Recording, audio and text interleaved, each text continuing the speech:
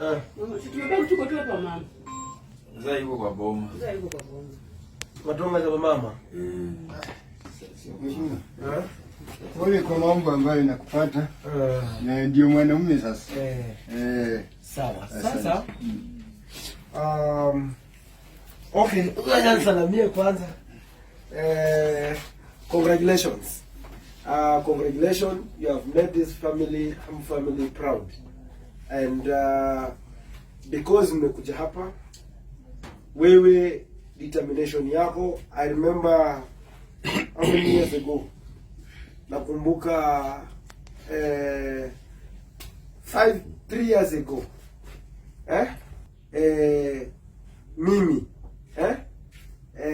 Peter Salasya, I was, yani sijui naweza sema namna gani.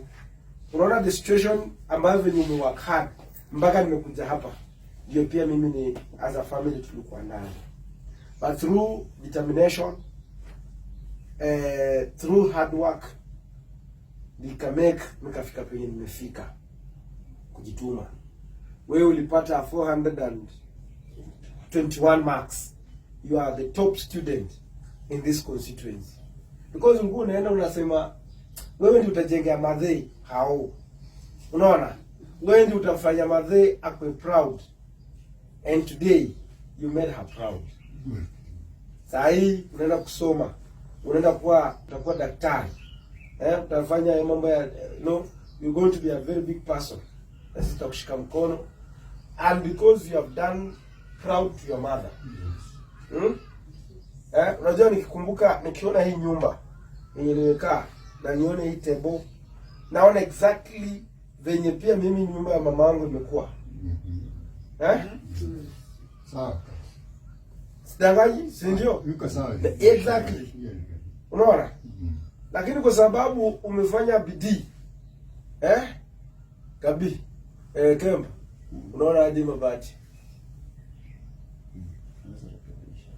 Tamrekebishia. Jengee mama yako tumwekee hata kama itakuwa, so that isifike nimefika hapa. And then so mama, what do you do?